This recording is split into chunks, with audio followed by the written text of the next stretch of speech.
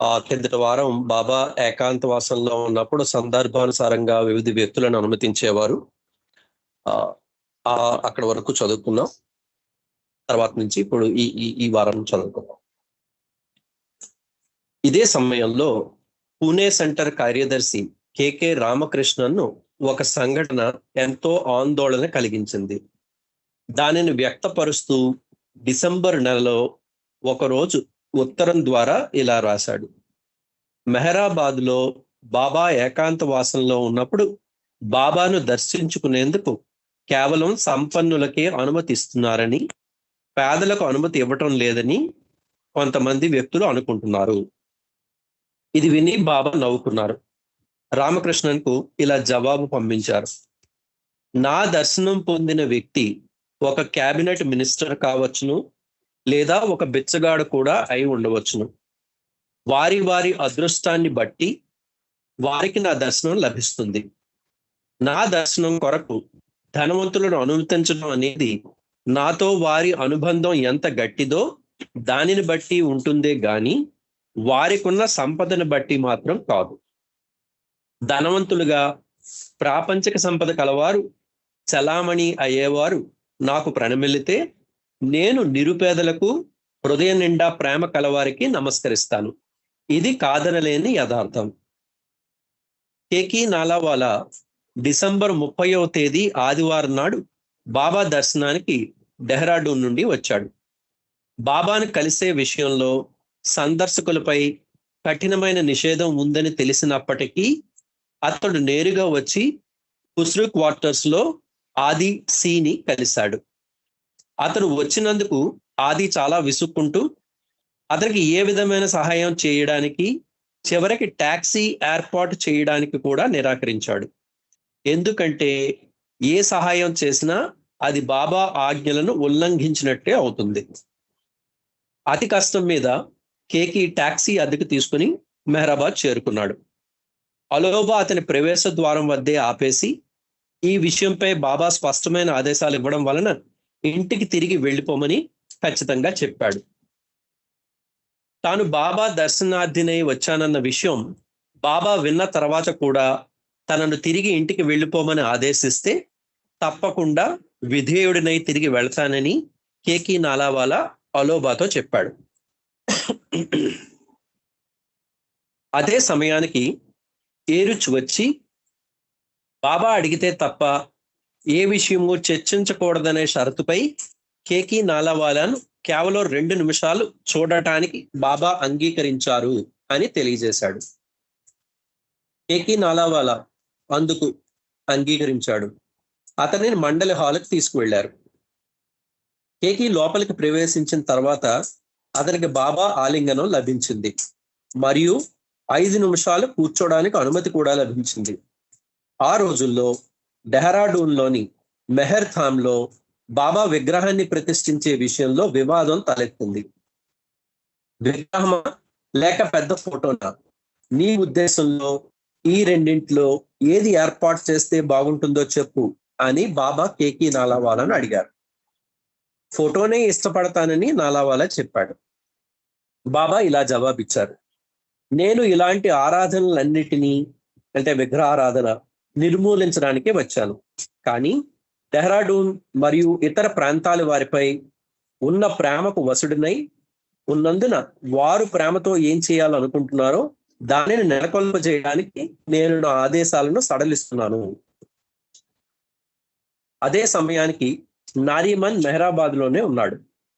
కేకి నాలావాలా అభిప్రాయంతో తాను ఏకీభవిస్తున్నట్లు చెబుతూ, విగ్రహాలు వ్యక్తి రూపురేఖలతో 100% సరిపోవడం అనేది చాలా అరుదైన విషయం కాబట్టి చిత్రపటమే మంచిదని చెప్పాడు. వెంటనే బాబా డెహ్రాడూన్ ప్రేమికుల కోసం, కార్యకర్తల కోసం కేకి నాలావాలా ద్వారా ఒక సందేశాన్ని ఇచ్చారు. తరువాత బాబా సన్నిధిలో 45 నిమిషాలు గడిపి కేకి నాలావాలా వెళ్ళిపోయాడు. ఆ సంవత్సరం చివరిలో ఇర్విన్ లక్ నా ప్రియమైన ప్రేమ సాగరునికి, to my dear ocean of love అన్న శీర్షికతో ఒక పద్యాన్ని బాబాకు పంపించాడు. ఆ పద్యాన్ని విని బాబా సమాధానంగా ఇలా టెలిగ్రామ్ పంపించారు. నీ ప్రేమ గీతం నాకెంతో ఆనందాన్ని ఇచ్చింది. బిందు రూపంలో ఉన్న నీ హృదయం సింధు రూపుడనైన నన్ను స్పృశించి నీ ఎదలోని ప్రేమనంతా సింధులోకి అంటే సముద్రంలోకి గుమ్మరించింది. ఈ విధంగా 1963 సంవత్సరం ముగిసింది. కానీ ఏకాంతవాసంలో మెహర్ బాబా చేస్తున్న విశ్వ కార్యం కొనసాగింది. అలాగే బాబాతో లేదా మండలితో సంప్రదింపులపై నిషేధం కూడా కొనసాగింది. బాబా చేసే విశ్వ కార్యం యొక్క స్వభావమే అనంతం. తత్ఫలితంగా సృష్టిలోని ప్రతి ఒక్కరిని ప్రతి దాన్ని తనలో ఇముడ్చుకొని ఉంటుంది. కనుక విశ్వ కార్యం మనకు ఊహకు అందనిది. కఠిన ఏకాంతవాసంలో ఉన్నప్పటికీ బాబా దినచర్య యథావిధిగానే కొనసాగింది.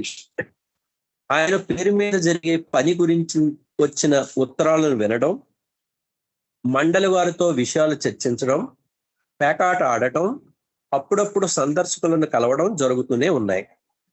ఆయన భౌతిక శరీరంపై కనిపించే స్పష్టమైన ఒత్తిడి ఆయన చేసే ఆంతరిక కార్యం యొక్క తీవ్రతను తెలియజేసింది. పుణేకు చెందిన జనరల్ భండారి ఢిల్లీకి బదిలీ అవుతున్నాడు.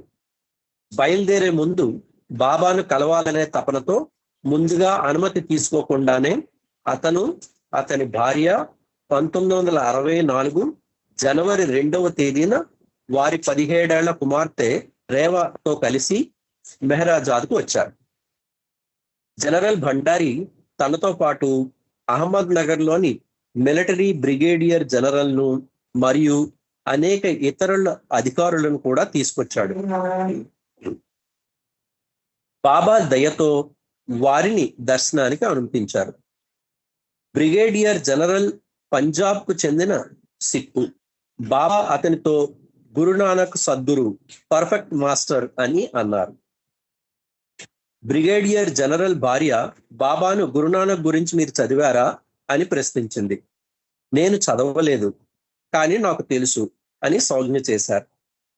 బ్రిగేడియర్ ఏదైనా ఒక దైవీ నామాన్ని జపిస్తే ప్రయోజనకరమని నేను విన్నాను. అయితే స్మరణకు ఏ నామం ఉత్తమం అని బాబాను అడిగాడు.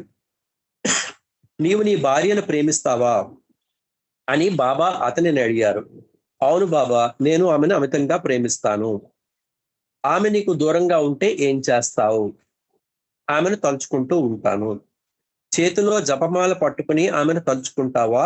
ఒక మూల కూర్చుని ఆమె పేరును చెబుతూ ఉంటావా?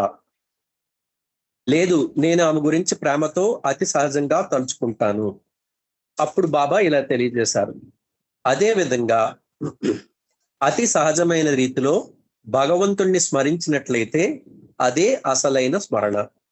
ప్రేమ లేకుండా అలా స్మరించడం సాధ్యం కాదు. ప్రియతముని నామాన్ని స్మరించాలనే తీవ్రమైన తపన ఉన్నప్పుడే ప్రేమ పుడుతుంది. మరియు ప్రేమికుని మదిలో ఒకే ఒక ఆలోచన ఉంటుంది, అది ప్రియతముని గురించే. దీనినే నిజమైన జపం అంటారు. అనగా దైవనామాన్ని పదే పదే స్మరించడం. అప్పుడు అసాధ్యం కూడా సుసాధ్యం అవుతుంది. ఇదే భగవన్ నామంలోని ఔన్నత్యం. బాబా వివరణకు బ్రిగేడియర్ ఎంతో ముగ్ధుడయ్యాడు. జనరల్ భండారి అతని సతీమణి అశ్రువులు ఒలికిస్తూ బాబా నుండి వీడ్కోలు తీసుకున్నారు. వాళ్ళిద్దరూ తనను దర్శించడం ఇదే చివరిసారి అనే విషయం బాబాకు తెలుసును. కాబట్టి అపార కరుణతో వారిని కలిశారు. 1964 జనవరి 16వ తేదీ గురువారం రోజున బాబా తన రాబోయే జన్మదినం కోసం దిగువన సందేశాన్ని చెప్పి వ్రాయించారు. భగవంతుణ్ణి ప్రేమించడమే జీవిత లక్ష్యం. భగవంతునిలో ఐక్యం కావడమే జీవిత గమ్యం.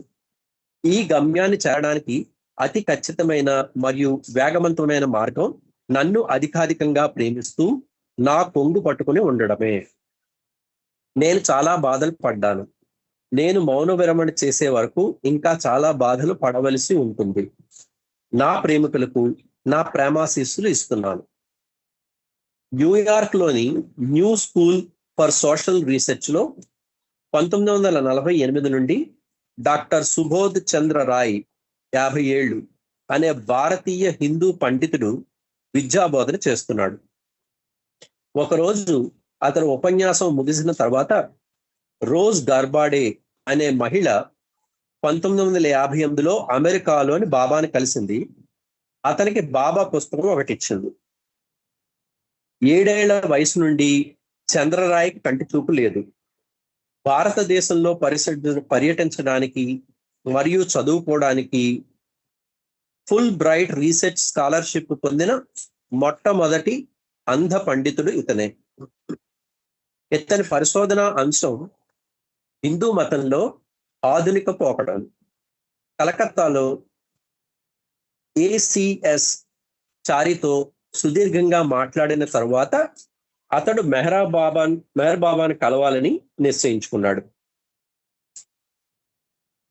అతడు జనవరిలో మెహరాజాద్ రావడానికి బాబా అనుమతించారు. కానీ చంద్రరాయ్ అనుకున్న రోజున హాజరు కాలేకపోయాడు. బాబా అతని విషయంలో చాలా ఆతృత కనపరిచారు. చంద్రరాయ్ పొరపాటున అహ్మద్ కు బదులు గుజరాత్ లోని అహ్మదాబాద్ కు 500 మైళ్ళు పైగా ఎగువకు వెళ్ళిపోయాడు. కానీ అతని దృఢ సంకల్పం ఉంది కనుక చివరకు అహ్మద్ నగర్ లో ఆర్డీసీ ఆఫీసుకు చేరుకున్నాడు. జనవరి 21వ తేదీ ఉదయం 9 గంటలకు ఆర్డీసీ అతని మెహరాజాద్ తీసుకొచ్చాడు. అతనిని కౌగిలించుకున్న తర్వాత 2-3 సార్లు అతనిని ముద్దాడారు బాబా. ఈ సంఘటన చంద్రరాయ్ ఇలా గుర్తు చేసుకున్నాడు. నేను చాలా సంతోషించాను, అయితే కొంచెం ఇబ్బంది కూడా పడ్డాను. ఎందుకంటే ఒక పురుషుడు నన్నెప్పుడూ ముద్దు పెట్టుకోలేదు, కానీ బాబా ఎంతో కరుణతో ఆప్యాయతతో నన్ను ఆలింగనం చేసుకోవడం, ముద్దాడడం చేశారంటే అది బహు సుందరంగా ఉంది. చంద్రరాయ్ దాదాపు 45 నిమిషాల పాటు బాబాతో ఉన్నాడు. ఆ సందర్భంగా బాబా ప్రవచనం ఇచ్చే మూడ్లో ఉన్నారు. ఆ పండితుడు పునర్జన్మ గురించి అడిగిన ప్రశ్నలకు సమాధానం చెప్పారు. చంద్రరాయ్ బాబాను ఇలా అడిగాడు, చూపు లేని వ్యక్తికి మీ దర్శనం అంటే అర్థం ఏమిటి? బాబా ప్రేమతో ఆ వ్యక్తి ముఖాన్ని నిమిరి ఇలా వివరించారు, నా దర్శనానికి వచ్చిన వారంతా గుడ్డివారే. నా నిజ స్వరూపాన్ని ఎవరూ చూడలేరు. నన్ను చూడగలిగే వారు ఈ ప్రపంచంలో బహు కొద్ది మందే ఉన్నారు. మిగిలిన వారంతా చూసేది మాయా భ్రాంతినే.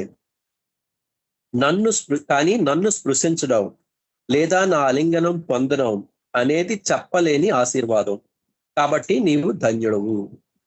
చంద్రరాయ్ బాబా మౌన విరమణ గురించి అడిగినప్పుడు బాబా ఇలా సమాధానం ఇచ్చారు, వాస్తవం ఏమిటంటే నేను మౌనం అవలంబించడంలోనే మౌనం విరమించాలి అనే జవాబు ఇమిడి ఉంది. నా మౌనం ఒక దీక్ష కాదు, నేను మౌనం పాటించాలి అనే ప్రేరణ నాలో కలిగింది. అదే స్థాయిలో మౌన విరమణ చేయాలనే ప్రేరణ కూడా కలుగుతుంది. ఈ ప్రేరణకి సమయంతో సంబంధం ఉండదు. అతి శీఘ్రంగా ఆ సమయం ఆసన్నమవుతోంది. ఆ సమయం రాగానే నాలో మౌన విరమణకు ప్రేరణ కలుగుతుంది. ప్రపంచంలోని వివిధ మతాల గురించి తాను చేసిన లోతైన అధ్యయనం ద్వారా తద్వారా తాను పొందపరిచిన నిర్ణయాత్మక విషయాలను గురించి చంద్రరాయ్ బాబాకు నివేదించి వాటిపైన బాబా వ్యాఖ్యలను ఆహ్వానించాడు.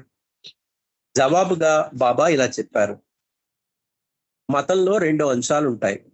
ఒకటి కర్మకాండాలకు సంబంధించింది, రెండవది ఆధ్యాత్మికతకు సంబంధించినది. ఉదాహరణకు ధాన్య పొట్టు కర్మకాండలు, ధాన్యపు గింజ ఆధ్యాత్మిక జ్ఞానం. మానవుని చైతన్యం అంతర్ముఖంగా వికసించడం మొదలై మరింత లోతుల్లోకి వెళ్తున్నప్పుడు తాను ఏ మతానికి చెందని వాడినని, అన్ని మతాలు తనకు చెందుతాయని గట్టిగా చెప్పగలడు. నేను మీ బోధనలను ఎలా వర్గీకరించాలి? అవి ఏ తత్వానికి లేదా ఏ మతానికి దగ్గరగా ఉంటాయి అని అడిగాడు చంద్రరాయ్. బాబా ఇలా జవాబిచ్చారు, నా బోధనలు ఏ మతంతో లేదా తత్వంతో పోల్చదగ్గవి కావు. మీరు ఏదైనా దగ్గరి పోలిక కోసం చూస్తున్నట్లయితే అవి సూఫీయిజం, జొరాస్ట్రియనిజం, వేదాంతిజం యొక్క మేళవింపు అవుతుంది. ఈ విషయం తెలిసినందుకు నేను చాలా సంతోషిస్తున్నాను. అమెరికాలో ఒక ప్రొఫెసర్గా నేను తులనాత్మక మత విధానాన్ని, కంపారిటివ్ రిలిజియన్ బోధిస్తాను. ఈ 3 మతాలు నేను బోధిస్తుంటాను. వీటిలోని సూఫీజియంను ఇస్లాం మతంలోనికి ఒక భాగంగా బోధిస్తాను అని చంద్రరాయ్ చెప్పి తర్వాత బాబాను ఇలా అడిగాడు, మీరు అలసిపోయినప్పుడు లేదా అసహనానికి లోనైనప్పుడు మీ హావభావాలు ఎలా తెలియజేస్తారు? అప్పుడు బాబా ఆ అంధుని చేతలను తన చేతుల్లోకి తీసుకొని ఈ విధంగా సంజ్ఞలతో తన మనోభావాల్ని వ్యక్తం చేస్తారో తన చేతులను అతని చేతులకు తాకించి అతనికి అర్థమయ్యేలా సంజ్ఞ చేసి చూపించారు. నా ప్రశ్నలు మీకు అసహనం కలిగించాయా అని చంద్రరాయ్ ప్రశ్నించాడు. బాబా నవ్వుతూ ఇంకా అంతవరకు రాలేదులే అన్నారు. నేను పొరపాటున అహ్మద్నగర్కు బదులుగా అహ్మదాబాద్కు వెళ్ళి నా జీవితంలో ఒక రోజును కోల్పోయాను. ఈ నష్టాన్ని నేను ఎలా భర్తీ చేసుకోవాలి అని చంద్రరాయ్ అడిగాడు. బాబా సమాధానం ఇస్తూ శాశ్వతత్వంలో కాలానికి అసలు ఉనికే లేదు అన్నారు. చంద్రరాయ్ మెటాఫిజిక్స్ గురించి బాబాను కొన్ని ప్రశ్నలు అడిగాడు. దానికి బాబా సమాధానం ఇలా చెప్పారు, నీవు అడిగిన ప్రశ్నలన్నిటికీ గాడ్ స్పీక్స్ గ్రంథంలో జవాబులున్నాయి. ఆ గ్రంథాన్ని క్షుణ్ణంగా అధ్యయనం చేసి విషయాన్ని జీర్ణించుకో. యుగ యుగాలుగా సుస్థాపితమైన అదే సత్యాన్ని మీ బోధనలలో నేను కనుగొన్నాను అన్నాడు చంద్రరాయ్. బాబా చిరునవ్వు నవ్వి, నా బోధనలలో సత్యం వేరే విధంగా ఉన్నట్లయితే అది సత్యం ఎలా అవుతుంది? సత్యం ఎప్పుడూ ఒక్కటే. మార్పు లేని ఆ సత్యమే శాశ్వతం, నిత్యం. అయితే నేను బోధించుటకు రాలేదు, ప్రేమ ఇవ్వడానికి వచ్చాను అన్నారు. బాబా గోడపై ఉన్న లోహపు ఫలకాన్ని చూపించగా ఈ రుచి దాన్ని చదివాడు. నేను బోధించుటకు రాలేదు, మేల్కొల్పుటకే వచ్చాను. మెహరాజాద్ నుండి బయలుదేరుతూ బాబాతో జరిగిన సమాగమం తనకెంత సంతోషాన్ని కలిగించిందో, ఎంతటి సంతృప్తిని అనుభవించాడో ఆ ప్రొఫెసర్ మండలి వారితో చెప్పాడు. నిజంగా బాబా కరుణామయుడు అని మరొకసారి అన్నాడు. బాబాతో తన సమావేశపు సారాంశాన్ని చంద్రరాయ్ ఆ తరువాత ఇలా తెలియజేశాడు. మెహర్ బాబా ప్రేమ నిజంగా చాలా స్వచ్ఛమైనది, అసలైనది, మహోన్నతమైనది. జీవితాన్ని ఎలా రూపుదిద్దుకోవాలో బాబా నాకు చూపించారు. అంటే ప్రేమకున్న శక్తి ఏమిటో చూపించారు. అంతేగాని తద్వ్యతిరేక విషయమైన అధికారం పైన ప్రేమ కాదు మనకు కావలసింది అనే వాస్తవాన్ని గ్రహించేలా చేశారు. మనలో చాలా మంది అధికారం పట్ల ప్రేమ యొక్క అనుభవాన్ని పొంది ఉంటాం. కానీ మనలో చాలా తక్కువ మంది మాత్రమే ప్రేమకున్న శక్తిని అనుభవించేవారు ఉంటారు. బాబాకు కలుసుకున్న తరువాత నేను ఒక ఖచ్చితమైన నిర్ణయానికి వచ్చాను. ప్రేమ యొక్క శక్తితో మూర్తీభవించి ఆచరణాత్మకంగా ఆ ప్రేమ శక్తిని అందించి మన వంటి ఎంతో మందికి స్ఫూర్తిని అందించిన ఒక మహోన్నతుడే ఇక్కడ మెహర్ బాబా రూపంలో ఉన్నాడు. ఆయనతో జరిగిన నా ఈ సమావేశాన్ని, దాని ద్వారా నాలో కలిగిన స్ఫూర్తిని నా జీవితాంతం పదిలంగా దాచుకొని చరిస్తాను.